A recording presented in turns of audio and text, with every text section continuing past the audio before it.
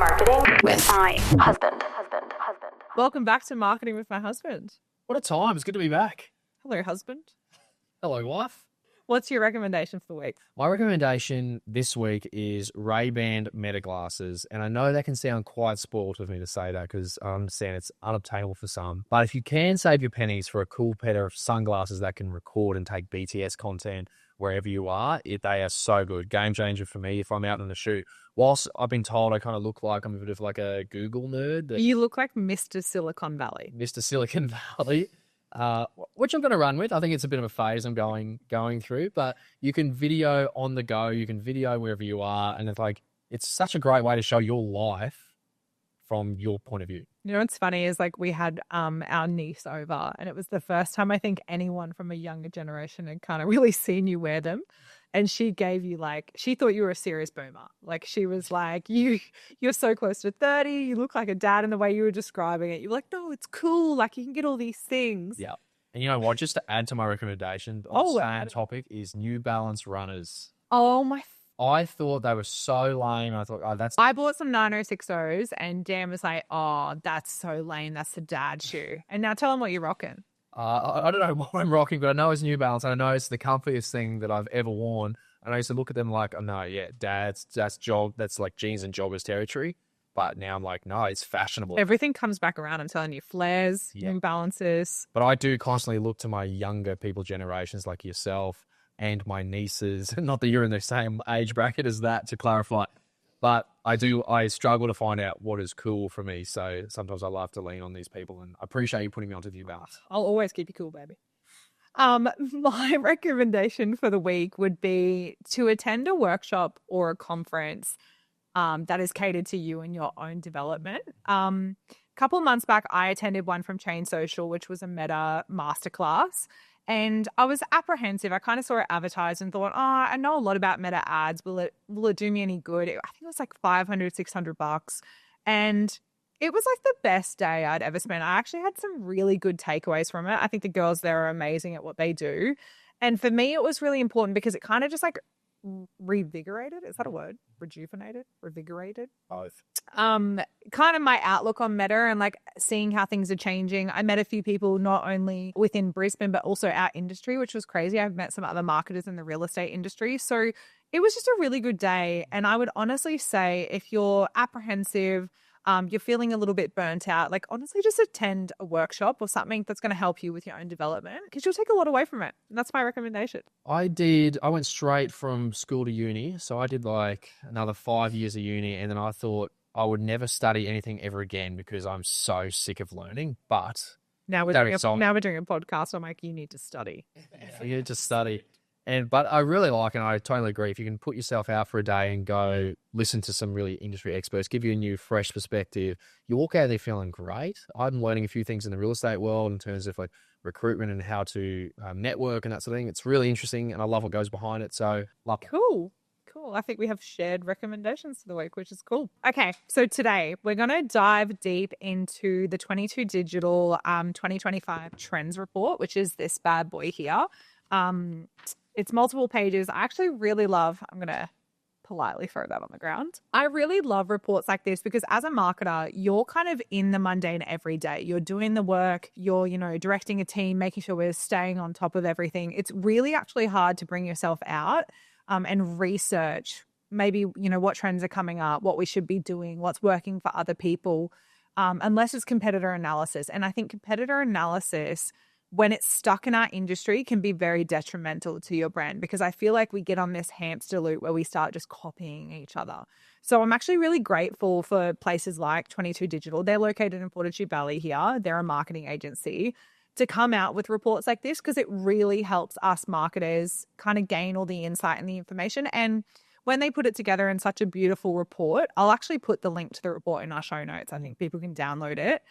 When they do a report like this that's aesthetically pleasing, we can share it with our clients, we can share it with our bosses, we can share it with our team and kind of get everyone along the same page. And it has a little bit of authority because it's not coming from you. It's coming from an outsource point of information. So I'm super grateful. Yeah, it was actually a really good read. I had a detailed read this morning on it, and they come up with some really good stuff, and it's really interesting knowledge that we can then apply. I think that's the best thing is we get this knowledge, then how do we apply it, which I'm looking forward to this conversation. I love that. Okay, so before we start, I just want to talk about a few sort of resources and mixed sources that we had to sort of back up this deep dive. Obviously, when you do a dive and a report like this, you want to be able to back up the information. So I've jumped into a few different sources and gathered a bit of information for this episode. So first, we have the New York Post. So this article is titled Gen Z Ditches Google for the Next Most Popular Search Engine, Social Media. The next article we have is a really great piece from Marketing Profs that dives really deep into the impact that AI is having on Google and SEO. So that was really, really interesting. And the last one here is a Forbes article that talks about the hidden power of employee-generated content, so EGC. And that is just mind-blowing, so I can't wait to talk about that. But before we dive in, I wanted to share some statistics with you. Okay, let's do it. So the New York Post report found that 45% of Gen Z find and source their information from social media over Google. 35% of millennials do the same, while Gen X is only 20% and boomers is less than 10%. That's crazy. I would imagine that in the last 2-3 years, that's really skyrocketed because I would have thought people find the information 90%, 95% on Google. So for what, 45% did you say? Yeah, and this article was written in 2024. So these numbers already would be much higher. Yeah. And I think it's really highlighting like the difference in how age groups are kind of like sourcing and finding their information. And we're already seeing a massive shift in boomers and Gen X kind of adapting to this new way. The article also references that young people are searching, not Googling. So this is like the first time really ever in marketing history that we are kind of separating the action itself from the term. Because what has the term always been? Just Google it. Yep. Just Google it. And what's the term now? Just TikTok it. Oh my God, just TikTok it. I don't even know how I feel like a works. boomer saying that. I feel like a boomer saying that too. I think I have an understanding of TikTok and then the next week it's like a 180. Yeah, it's crazy. Obviously, we've tested the same videos on Instagram to TikTok, and what I think is going to do really well on TikTok got literally probably 50 views, which is like, what? I think TikTok, okay, this is my analogy of it, and I would say TikTok is the like funky, crazy cousin that just, you know, gets wild and everyone loves it. Whereas like Instagram is like the aesthetic cousin. Cool cousin. Cool cousin that cares, you know. Like I think Instagram's way cleaner, TikTok's way more raw and authentic, but we're seeing a massive shift from TikTok coming over to Instagram at the moment, like more so than ever. I think carousel posts are like back in. It's like flares and it's like New Balances. Carousel and photos are back in. Which you'd be very happy about because I love photos. Oh my God, photos are easy. I love aesthetic things. It's so good. But it's not just like super filtered, beautiful, edited photos. It's like raw, unedited, supernatural, like peek behind the curtain sort of photos that are going off. Yep. And we're also seeing like voiceover videos and like day in the life videos, but things that are super like unprocessed and unedited are now doing really well on Instagram. So it's actually interesting to see how we see that shift. It is interesting because a lot of the stuff we put out there is super high def, very professional, high quality stuff. But I think obviously that's always going to be there. I think that should always be a part of it. But then to show the personality, as you said, behind the curtain, I think that's going to be a really cool thing to try. We should do it more. I'm already trying to do it more. And I think people would see that from my social media. I'm testing and playing and I want to see what works. I want to see if it actually works. And so far it's working. One of my latest reels got over 10,000 views organically. And it was a shitty little 2-second like, you want to see it with glasses? And then I walked off, got over 10,000. Wow. And then my one last night that I posted, which was again just something super raw off the camera, no edit, is sitting about 4,000 or 5,000. Crazy. So it's interesting. I like it. Okay, so from this 22 Digital report, I picked mainly 3 things we could talk about today. So the first one I want to talk about is the rise in EGC. So for those who don't know, EGC is employee-generated content.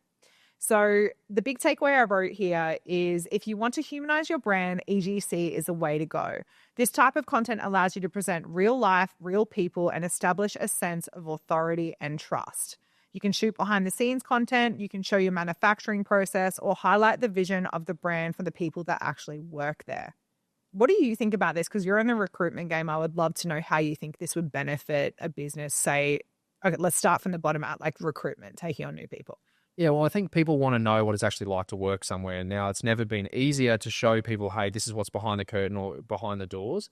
So it's one thing to go and get your high def stuff out there and show these are our policies, this is what our morals are, this is what our results are. Or That sounded so boring. If someone put it about us, these are our this is our policies. policy. Who cares? But if you go in with a videographer, and obviously we work with videographers all the time, and we create really high quality content. But that's great, right? And that obviously shows people what we want them to see. However, if employees are also doing it for their own selves and for It's their coming own from businesses, them. it's coming from them. We're not pushing any agenda. It's literally coming from the people within. I think people look at that and go, wow, if we think recruitment, it's matching everything that I'm seeing from the external source, from the in-house team. Okay, maybe people do enjoy working there. Maybe I would enjoy working there. Definitely. And I think, okay, so I've written a few here. So a lot of big brands are doing this right now. So Like a Pet Food is doing it. Jazz Handmade, which is like a jewelry sort of brand, is doing it as well. Frank Grief / the Founders Table. So this is one that kind of relates back to our industry. He's doing it really well in different ways. He's kind of getting certain people around his office to kind of be advocates for this brand, going out, doing street interviews, but he's also doing it himself. He's showing the lifestyle of, waking up at 4 a.m, going to the gym. He's a dad, he's a husband, kind of like showing, again, that behind the curtain sort of thing. And he is an employee of his own business. And then TBH Skincare as well. So more content from the people there. So whilst it works in a recruitment sense, and I think it works really well, because if I say to you, let's use Rayway AKG. Rayway AKG is such a great place to work, and I'm, super structured and clean there. It's like, it's almost scripted. Those recruitment videos, I don't want to name and shame. They know who they are. But the brands that kind of are like, when I started at this business, I was this, and now I'm the, yeah, it's like they got a gun to your head and they're like, fucking say you like it. But like, rather that, then maybe, okay, let's flick it and say we've got Jenny, who's in a junior sales position, and we say to her, hey, can you just do a day in the life of what it's like to be an associate junior sales position at AKG? And it's like getting coffee, doing DL runs, doing photo shoots, shooting content. All of a sudden you kind of like can vision and see yourself in that role. Yeah. And you're like, oh, maybe I could be Jenny, the junior salesperson. And it feels really real and it feels really authentic. What a life would be to be Jenny the junior. Oh my God, I would kill to be Jenny the junior. Some days. I agree. I think if you're posting everything, and I'm guilty of this, of everything looks very high quality, everything's top level. Obviously, I've got the capability because we've got amazing people working with us. Yes. Amazing videographers, amazing editors. So that's great. And the luxury I don't take for granted, for sure. And we used to do all of our own marketing back in the day. And that was, it was hard. But it worked. I look at it, right? Like even now I have this, when I posted that reel the other day, I sat here for like 30 minutes before I posted it. And I was like, it's a bit like not quality. And I'm a perfectionist by heart. Like that. I think I'm a perfectionist. And I was like, cringe level 100. But I honestly just posted it and I put my phone down. I didn't even look at my phone for like hours. And then I think I looked at my phone at 6 p.m. that night and I was like, oh my God, it's had like 6,000 views. I'm like, oh, that's pretty cool. Okay, all right, I'll put it down. I don't want to keep looking at it. And it's like, it's just proving to me that people like to see things that are a little bit more authentic, a little bit real. My advice to you? Oh, God. Just stress less. Just post it. Have you the stuff I that I've put up there? I know. Some of the stuff you post makes me anxious and I'm like, by association. The crazy thing is people only see what I put out there, and some things have been cancelled before that's even gone to the posting table from Tia. Fair enough too. I know. I like to hold you in high regard. Anyway, I honestly think EGC is a game changer. It kind of relates back to obviously UGC, which is like user generated content. So it's a massive thing in e-commerce space. So it's like a brand promoting their skincare and saying we're the best skincare, or an influencer or content creator is using it saying this is the best skincare. It's like, it's really tapping into the word of mouth marketing because you trust people over brands. I really want to play in this space for 2025, for AKG, for our brand, for everything. I really, really want to play in this space and see where it takes us. And I think that's a super exciting trend that I picked up from the report. Love it. A big thing I took away was the rise of generative AI. huge. So currently everyone's using generative AI to create their blogs, to improve their SEO, to create captions, you name it. It's like becoming our second brain. I actually have a really interesting thing on this. Go. You want me to share it now? Yeah. Okay, so do you know Pretty Little Thing?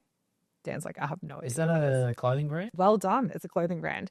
So they recently rebranded, and they rebranded in the US, and like they're a massive company, like massive international company. They rebranded, right? Have you seen, so when you use ChatGPT and it writes something out for you, have you seen like basically like that dash that ChatGPT gives you? They call it like the ChatGPT hyphen. Yep. And it's super long. Yep. They left the ChatGPT hyphen in their rebrand announcement on their website, and they are getting roasted. One, the rebrand is basic, to be honest, from a design aspect. It's just not hitting the mark. People are saying they don't understand their consumers. They went from like pink unicorns, hyper pink, to now this like super deep red luxury type brand. They're fast fashion. It just doesn't work. Yeah. But they left the long ChatGPT hyphen in there, and everyone instantly was like, wow, you're a multi-million-dollar business and you couldn't even pay a copywriter or a branding expert to do your rebrand. Yeah, that's very scary. Very scary. I think that's the world that we are living in secretly under the covers. A lot of people are using ChatGPT. You know what's funny? I've actually used it less. Me too. The last, say, 3 to 6 months than what I did when it first came out, because I'm realizing, okay, yes, you can prompt it and it's great. It'll prompt you and help you come up with things. But at the end of the day, still needs a human touch, and it needs your personal touch. I don't think it really understands your personality. Well, I would say for me, the more capabilities it's had to search the web, the more it sounds the same now. Like I think early stages, they had obviously built it off the knowledge of the web, but then you could program GPT to do a lot of things for you that now so many people are using it. It's fed off so many people's information that it's just kind of like we all have the same thoughts. We all have the same ideas, and it seems very like bland. I feel like everyone's like, oh, you know, ChatGPT and AI, it's going to replace your content creation. It's going to do this. I'm like, it doesn't have to completely. I think you can use bits of it that are super powerful, but it doesn't have to replace it. And if you let it replace it, I'm sorry, but your content's going to be pretty bland. it is. And everything will start with extraordinary, wonderful. Anyway, back to my subject. So generative AI, it's all related.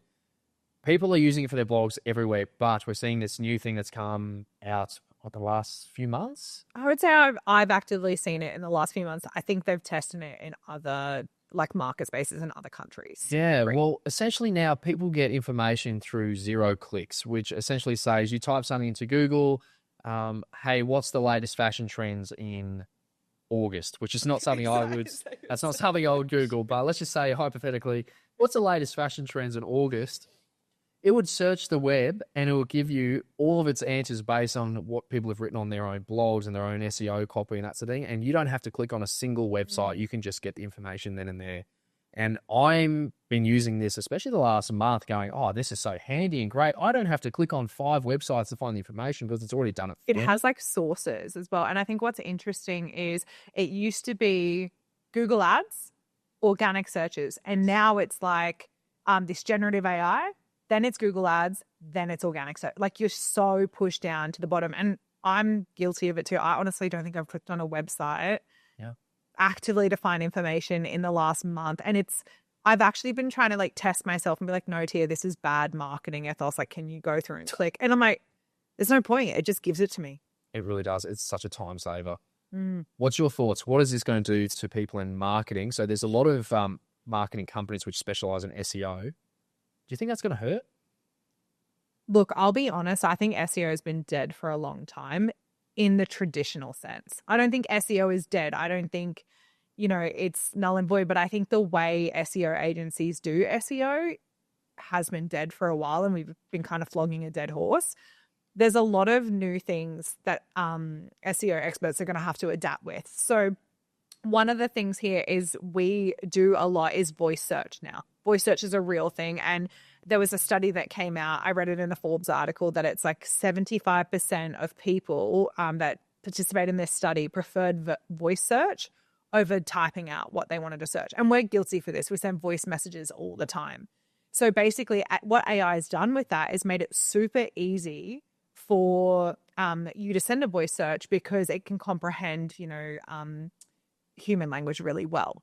So now what SEO experts kind of need to look at is rather than thinking of keywords, rather than thinking and using SEO to create ChatGPT and things like that to create these SEO keywords, they need to think about the human language and how we speak and how to then incorporate that into word copy, because that's where you're going to get more searches, like more click-throughs to your searches. Which is interesting because typically when we're Googling something, we cut out all the filler words. Exactly.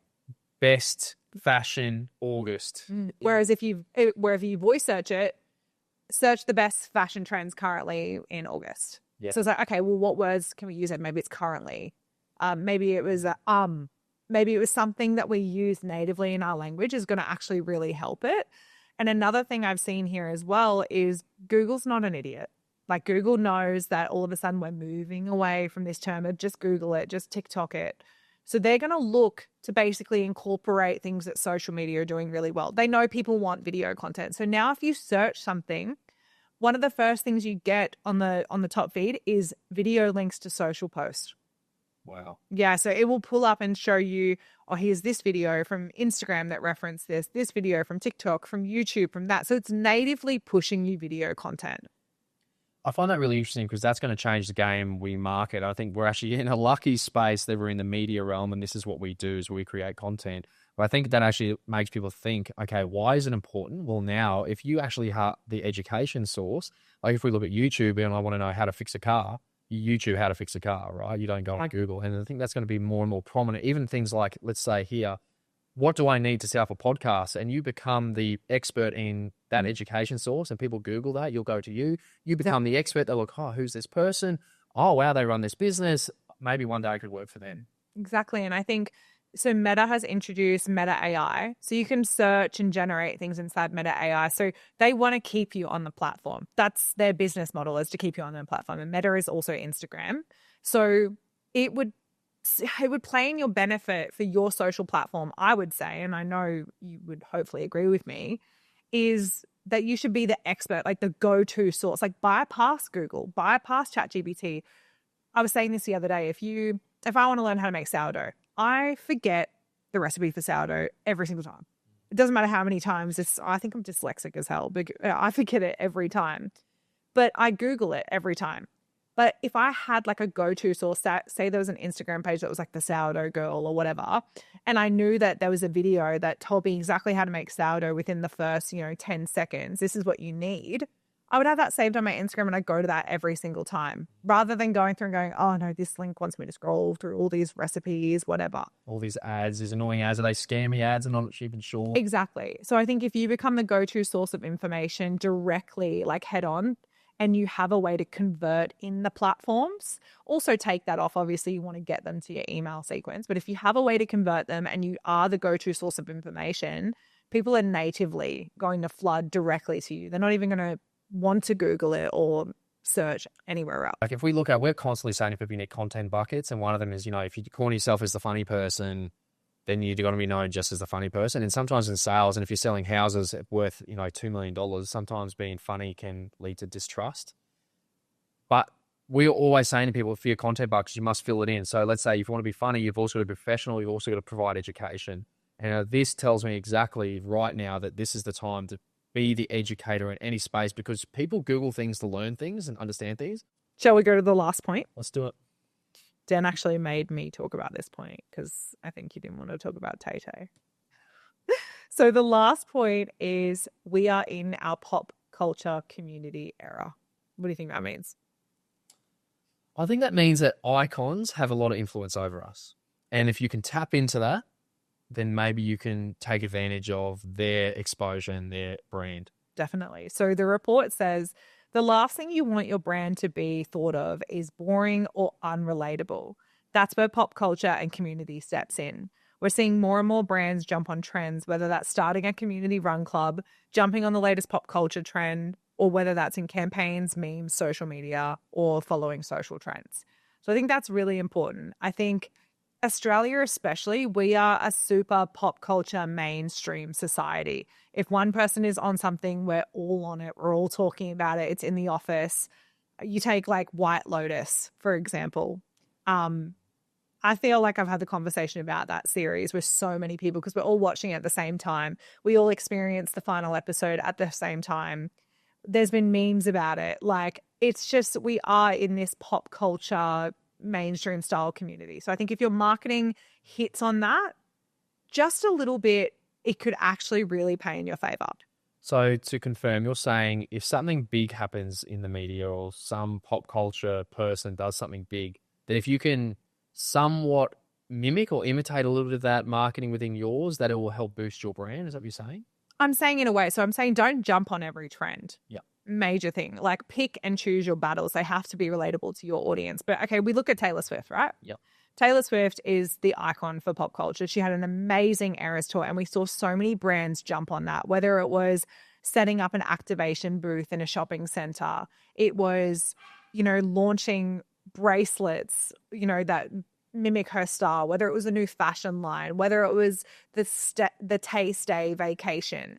People leveraged her conversational point because during the entire Eras tour, we were talking about her. She was the conversational point. She was everywhere on social media. You couldn't scroll past, one of her concert videos. People tapped into that conversation to bring that conversation back to their brand. Yeah. That's Eddie barking upstairs. Oh, we have to find a new studio. He's heard us too many times. They've been talking for an hour. I love it. No, I think that's something we could definitely take away and something we can probably keep pushing. And I think we've done a little bit of it where we use music as part of our marketing. Like, I look at how we entered into Yarrabulba as we used Miley Cyrus. We came in like a wrecking ball. Definitely. Thought that was pretty fun. And everyone knows it and it becomes part of the joke or the ad, which we love. But yeah, very super keen to see how we can do more with that. I think it's important to stay up to date too. Like, that's always been one of the things that I've done in my marketing roles is I make sure I have magazines. I make sure I'm, making sure I'm staying up to date and relevant with what's happening because there has to be ways you can relate it back. You're laughing at me. Do you want to go grab Eddie? I think I'm going to have to. He's fucking so much. Okay, we're back. So for those watching on video, now you see Eddie here. He's been barking upstairs. He's been able to hear us the last half an hour talk and he's fed up. So anyway, welcome to the podcast, Eddie. Eddie is the boss of the house, so Eddie is now on the podcast. He gets what he wants. From the moment we brought him to our house, we tried to sleep in our own bed with him. We tried to crate train him, yeah. Crate train him, and he screamed, and he slept in our bed ever since. He was actually a tiny toy poodle when we got him, and we actually had him in one of those like mesh crate trains because I was like, oh, he's tiny. What could he do? He screamed and used that thing as a hamster wheel across the entire lounge room to the point where he's never not slept in our bed on my head since. We are controlled by Eddie. Maybe he can say in the next podcast he can be here. Maybe he can just be our little buddy over here. Okay, so jumping back into pop culture. So I think my takeaway from that is I think it's super important to stay on trends. He's still sniffing the microphone. It's super important to stay on trends. It's super important to stay relevant as a brand and dive into the conversations that are related back to your industry, to your key offerings, to what your key brand message is. I agree. How do we implement this? If we think real estate, okay, in your opinion, how do we implement all these factors? Yeah. Well, I think EGC is a really easy one to implement. I think you need to be strategic with EGC, employee-generated content. You don't want your employees to just generate content that suits their brand and their style, and that's it. You need to create a style guide.